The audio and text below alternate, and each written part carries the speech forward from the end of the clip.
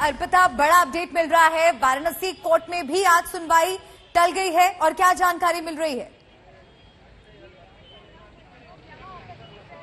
देखिए, दो महत्वपूर्ण चीजें हैं क्योंकि ये सुप्रीम कोर्ट में पहले ही ये मामला जिस तरीके से जो मुस्लिम कमेटी है उन्होंने ये दायर किया था, जिस वक्त सर्वे को लेकर स्टे की तत्काल प्रभाव से उन्होंने रोक की बात कही थी, लेकिन उस समय कोर्ट ने कहा था कि पूरा मामला देखेंगे और आगे इस पर सुनवाई होगी। यानी उस समय स्टे नहीं हो पाया था, उसके बाद सर्वे का काम 3 दिन यहाँ पर चला। अब जब कोर्ट ने आगे इस पर सुनवाई शुरू की है तो जो मुस्लिम कमेटी है, जो मस्जिद कमेटी है, वो बार बार इन दलीलों को दे रही है कि 1992 में जब यहाँ पर स्टे लगा दिया है हाई कोर्ट ने, तो ये मामला एक्सेप्ट ही क्यों हुआ, न सिर्फ एक्सेप्ट हुआ बल्कि वहाँ सर्वे की इजाजत भी दे दी गई। तो इस मुद्दे पर वो अपनी दलील दे रहे हैं और इसी पर जवाब मांगा गया था हिंदू पक्ष से। इसी पर मुस्लिम पक्ष ने 3 बड़ी मांगे की थी जो कोर्ट के सामने रखी गई हैं। जिस तरीके से ये सर्वे हुआ, उस सर्वे को ही रद्द करने की बात वो कह रहे थे कि अर्जी ही रद्द हो जानी चाहिए, सर्वे तो बहुत दूर की बात है।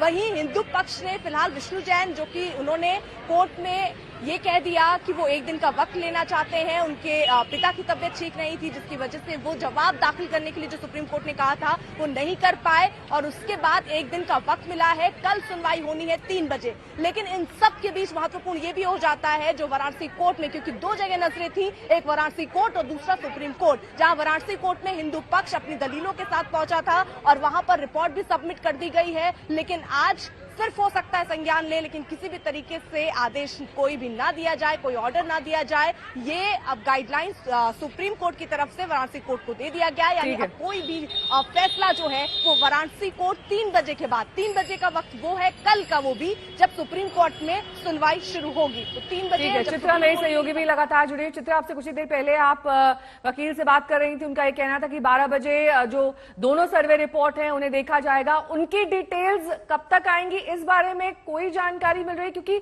सबकी नजरें दरअसल उस दूसरी रिपोर्ट जो कि 12 पन्ने की रिपोर्ट है, जो कि विशाल सिंह द्वारा दायर की गई है, उस पर टिकी हुई है, क्योंकि बहुत सारे अहम डिटेल्स हैं उसमें, साथ ही चिप्स सबमिट करी गई हैं, फोटोग्राफ्स है, वीडियोग्राफी है, ये सब कुछ जो पूरा का पूरा एक सबूतों का एक पुलिंदा है, इस पर कब तक जानकारी मिल पाएगी? देखिए, उसी का हम सभी को बेसब्री से इंतजार किया जा रहा है कि जो दूसरी रिपोर्ट सौंपी गई है नेहा, उनमें किन किन बातों का जिक्र है। लेकिन फिलहाल अंदर से जो जानकारी हमें मिल रही है, कोर्ट की कार्रवाई को भी रोक दिया गया है। देखिए, सुप्रीम कोर्ट से तुरंत जो ब्रेकिंग न्यूज आई आज तक के अपने दर्शकों तक पहुंचाया कि निचली अदालत और सुप्रीम कोर्ट में कल सुनवाई होगी दोनों ही मामलों में। लेकिन यहाँ की एक पूरी प्रक्रिया होती है, मीडिया कैमरों के जरिए जो जानकारी आती है उसके आधार पर निचली अदालतें फैसला नहीं करती। यहाँ पर फैक्स रिपोर्ट पहले आएगी या फैक्स से या फिर हार्ड कॉपी पहले यहाँ पर भेजी जाएगी या दूसरे अन्य तरीके जो भी यहाँ की प्रक्रिया के होते हैं, उसके बाद ही अंदर की कार्रवाई पर ब्रेक लगाया जाता है। तो ऐसी जानकारी हमें मिल रही है कि फिलहाल अभी कोई भी कार्रवाई अंदर नहीं हो रही है। ऐसे में सवाल यही खड़ा हो रहा है कि 2 बजे या फिर 12 बजे जो सुनवाई होनी थी उसको लेकर जल्द ही ऑर्डर पास किया जा सकता है कि हो सकता है वो सुनवाई नहीं हो। लेकिन इसके लिए थोड़ी देर हमें इंतजार करना होगा। कुमार अभिषेक का भी रुख करेंगे, कुमार के पास भी ज्यादा जानकारी है। कुमार, सुनवाई को लेकर के क्या बड़ा अपडेट, क्या ताजा जानकारी? स्पेशल कोर्ट कमिश्नर विशाल देखिए, सिंह जब कुमार सुप्रीम अभिषेक कोर्ट के साथ ने हर तरह के सुनवाई, बिल्कुल मेरे साथ विशाल सिंह मौजूद हैं। इन्होंने 10:15 पर अपनी वो रिपोर्ट सबमिट की है। 10:15 पर रिपोर्ट सबमिट की है। कुछ आप बता सकते हैं जो कि क्या हो सकता है इस रिपोर्ट? अब आप लोग रिपोर्ट देख लें, हम लोग को बताना जल्दीबाजी होगी। कितने पन्ने की ये रिपोर्ट है? 10 से 12 पन्ने की रिपोर्ट है हम लोग की। अच्छा, बड़ा कहा जा रहा है, एक्सटेंसिव ये सर्वे रहा है, तो दर्शकों के लिए हम ये जानना चाहेंगे कि पहले भी सर्वे हुए, इस बार भी सर्वे हुआ, क्या अंतर रहा? जो शुरू में जो सर्वे हुआ था या कमीशन की कार्रवाई की गई थी, उसमें ज्ञानवापी परिसर के बाहर की कमीशन कार्रवाई की गई थी और 14, 15, 16 को ज्ञानवापी परिसर के अंदर की हुई है और निष्पक्ष तरीके से बिना किसी भेदभाव के रिपोर्ट हम लोगों ने कमीशन रिपोर्ट दाखिल कर दिया है। तो इसमें क्या क्या है, आपने क्या दाखिल क्या किया है, वो आप लोग देख लें। ये बताना हम लोगों की जिम्मेदारी नहीं है, क्योंकि ऑफिसर ऑफ द कोर्ट हम लोग हैं और माननीय न्यायालय ने हम लोग को कोर्ट कमिश्नर नियुक्त किया कि जाके कमीशन की कार्रवाई करे। स्पेशल कमिश्नर अभिषेक, इनसे ये सवाल करिए कि क्या अजय मिश्रा से इनकी रिपोर्ट भिन्न है? क्योंकि उनकी निष्पक्षता पर सवाल उठाए गए थे, उन्हें इस पूरे मामले से अलग कर दिया गया था। उनकी रिपोर्ट से इनकी रिपोर्ट भिन्न है क्या फैक्ट्स में? देखिए स्टूडियो से भी सवाल है ये कि जो रिपोर्ट एक दिन पहले फाइल हुई है, कल शाम को अजय मिश्रा जी ने की है, उनकी रिपोर्ट अब सार्वजनिक तौर पे है, मुझे लगता है आपने भी देखी होगी कल कोर्ट में। तो आपकी रिपोर्ट और उनकी रिपोर्ट में कोई अंतर है?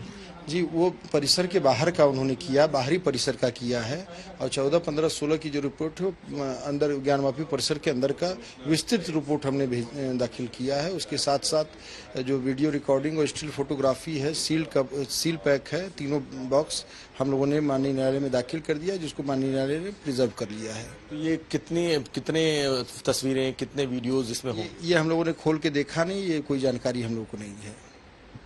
और जैसे दो कमिश्नर की रिपोर्ट अलग अलग आप लोगों ने पेश की, एक मैं पहले क्लियर कर दूं, 6 और 7 की जो रिपोर्ट है वो बाहर की रिपोर्ट है, और 14, 15, 16 की जो कमीशन की रिपोर्ट है वो अंदर की रिपोर्ट है। तो इसमें कोई कंट्राडिक्ट या रिपोर्ट में कोई परेशानी नहीं है, वो बाहरी रिपोर्ट है, अंदर की रिपोर्ट है। अजय मिश्रा ने उसको दाखिल किया है, विशाल सिंह ने इसको फाइल किया है।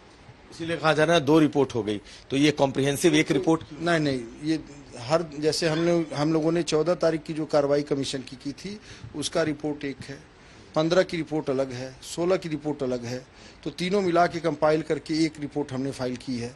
लेकिन कार्रवाई जो है हर अलग अलग डेट की अलग अलग होती है। तो ये क्या टाइमलाइन के साथ आप लोगों ने की है? क्या इसका कोई डैशबोर्ड बना है? कोई पूरा विस्तृत रिपोर्ट है, आप देखेंगे आपको जानकारी पूरी हो जाएगी। डेट वाइज हमने, टाइम वाइज हमने सब की। तो क्या इसमें नक्शा भी इस बार बनाया गया? वीडीए द्वारा स्किल्ड ड्राफ्ट्समैन हमने 2 डिमांड किए थे, और वो पूरे नक्शा बना के 3 पन्ने का नक्शा है, उस पर अभिषेक एनेक्स्चर में क्या शामिल किया गया है? जो एनेक्स्चर है 12 पन्ने की रिपोर्ट के साथ, उस एनेक्स्चर में क्या कहा गया है?